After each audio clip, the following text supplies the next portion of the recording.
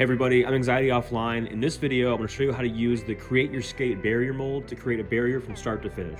It's a really awesome mold. I use it a lot for all kinds of things. It's really useful too. It's not just the mold, it comes with an actual case. I'll show you how to keep that fresh, how to maintain it, and just how to use the mold in general. So it's a really cool piece. We're going to create a barrier from start to finish. So we'll be creating one of these right here. They're super fun to sesh, very versatile. They're great for all kinds of things. And you can do so much with this mold. It's pretty cool. So let's dive into it. Hey everybody, this is Anxiety Offline breaking in here again. Don't forget, I have a website, www.anxietyoffline.com. So check that out. If you want some really cool custom artwork, concrete obstacles, definitely hit me up. Or if you just need some fresh bushings for your setup, I have them available in a wide variety of colors. So check me out, anxietyoffline.com. Let's get back to the video. Real quick, I want to talk about some of the add-ons this mold comes with. It comes with this piece as well, which you put these inside the mold when you make it. So it fits in there just like that, and you pour your concrete right over it. And what this will do is give you a slanted barrier. I'll be honest, I don't use this piece too much. I feel like when I do, the barriers don't really come out perfect. They need like a lot of sanding, and I'm just not like a big fan of it. I actually have a separate mold just for creating half barriers, so I kind of use this more than I do use this, but it's super useful to have on hand. It also comes with these two pieces here, and what these are angled barrier ends. So you put these in like so, and you can use one or you can use both or one, and you can flip them and reverse them either way. And with that, you can create a wide variety of slanted barriers. You can connect together easier than creating concrete patches in between. You can actually just kind of put them right together and put something in between them to kind of hold them together, and they'll be good. So those are angled pieces, are super helpful to have, and I have as well. We're not going to use these pieces in this video, maybe in a future one. So if you want to see how these work, let me know and I'll show you in a future video. But for today, we're just going to use the mold as is. And this mold is really cool because it comes with this case here. And I've made a couple molds, and I bought definitely a wide variety of molds. A lot of the molds I bought don't come with any type of case. And for instance, this one is pretty flimsy. It could definitely benefit from a 3D printed case, but it didn't come with one. So it's pretty cool this does come with one because it does hold up really well. And I want to show you a couple things about it to kind of keep it maintained and keeping it fresh. So concrete is going to build up on this. Doesn't matter how neat you are, you're probably going to spill eventually. And I've had this one for, I don't even know how long now. I think maybe a year, over a year, something like that. So it's pretty beat up. I'll do a close up of it so you guys can kind of see, but you can use the tool, you can use it like itself to kind of help it stay clean. And what I mean by that is, what I usually do is if I get concrete building up on the insides, I'll take one of these edges here and just go like this. And that seems to kind of get rid of anything kind of hanging on in there. It's a little bit harder to get these inside pieces, but you can do them the same way. And then these tops here, I usually just kind of rub them together. You don't want to go too hard on them because they are plastic, but just enough force to lift off the concrete. And they are pretty strong, so if you get like a lot of buildup somewhere, you can knock them together.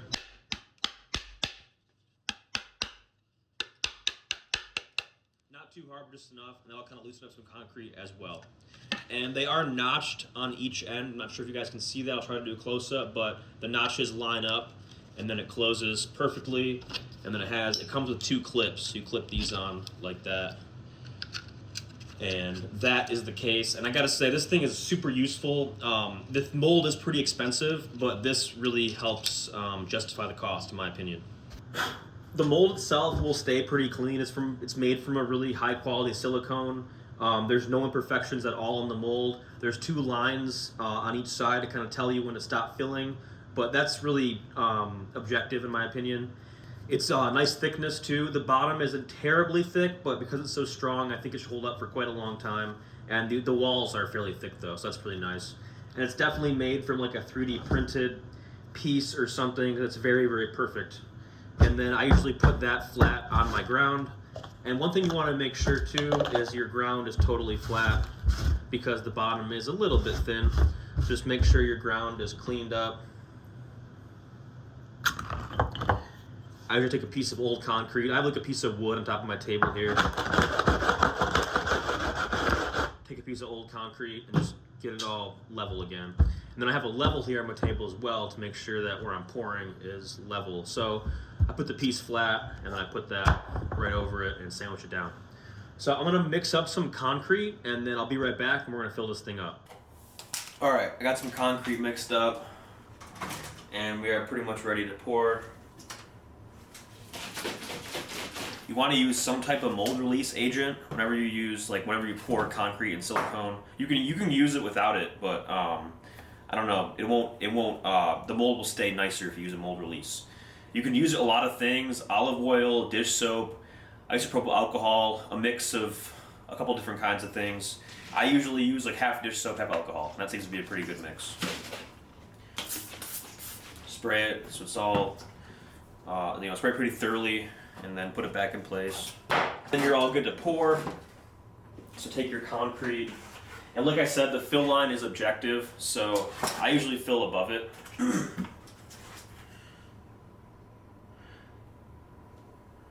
just go in nice even layers.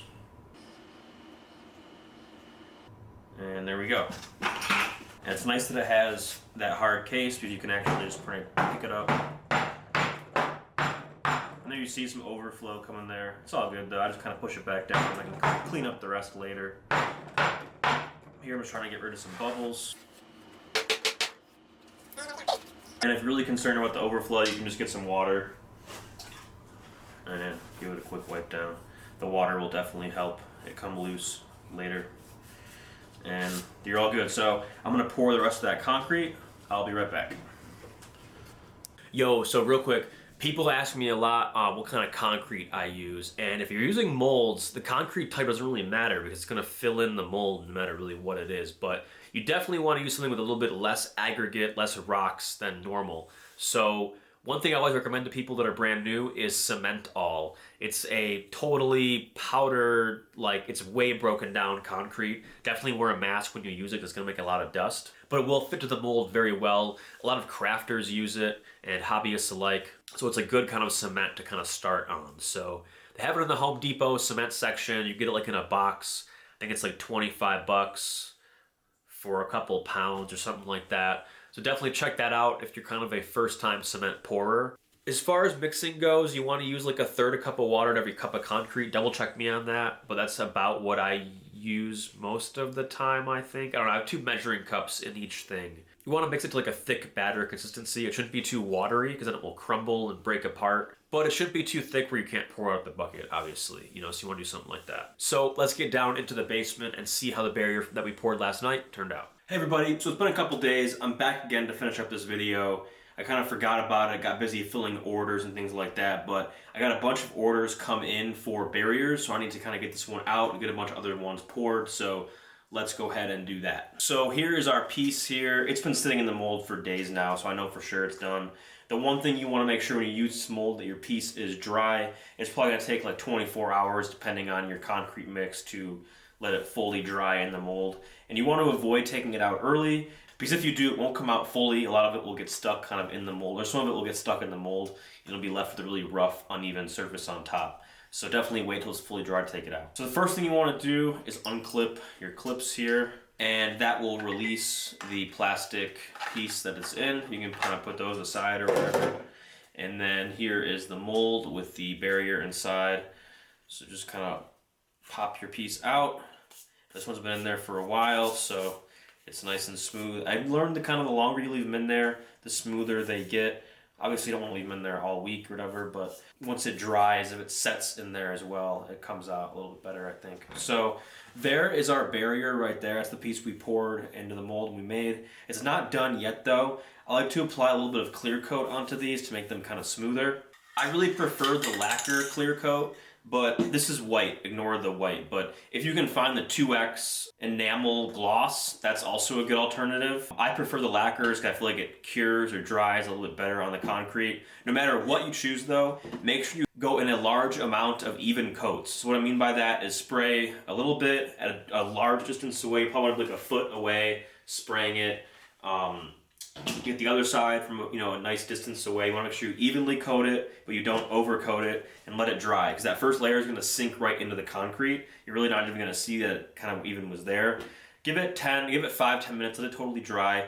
Then do the same thing again, and do, I don't know, 4, 5, 6 even coats from far away, getting it nicely sprayed. I would demonstrate that for you, but it's super cold and rainy outside, so I'm gonna go run out and do this in the garage super quick and run back in so it can dry. I will say with the clear coats, or no matter what paint you use really, make sure you have it drying or curing in a proper temperature. So I think for these it's like above 55 or 65 degrees. So right now it's too cold. If I were to paint this or clear coat this outside and let it dry out there, it would not come out right. That clear coat would reseed to certain areas. There'd be a bunch of little circular areas that are bare.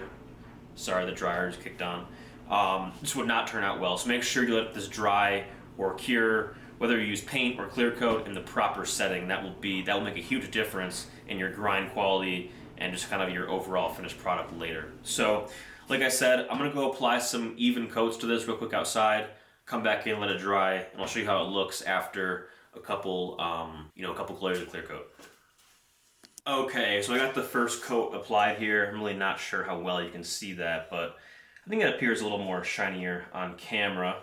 It's gonna dry, so it won't dry that glossy, but got the first coat on there, nice even layer, didn't overdo it at all. If you overdo it, it's okay. Let it dry completely, sand it down, and then just redo it, or just pour another one. That one can be a blem, whatever. So let's let this dry really good, and then we'll apply one more coat of clear coat, and this is all done. So that brings us to the end of this video. Thank you so much for sticking along with this journey. I know it's been kind of a longer video, but I got a few closing notes for y'all. Make sure you clear coat the bottom of the barrier first.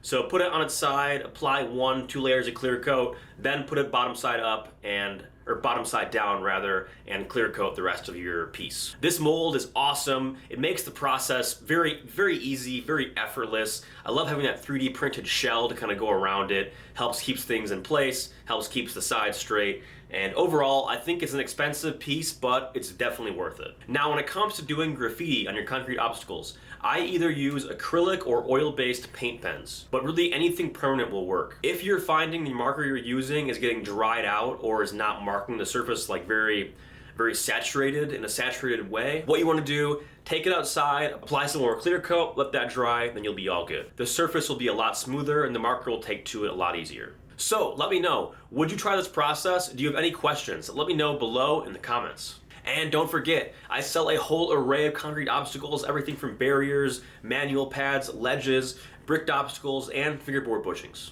Check out my site at www.anxiettyoffline.com. That brings this video to a close. Thank you so much for joining me on this journey. I really do appreciate your time. So stay inspired, keep creating, and I'll see you again soon. Peace.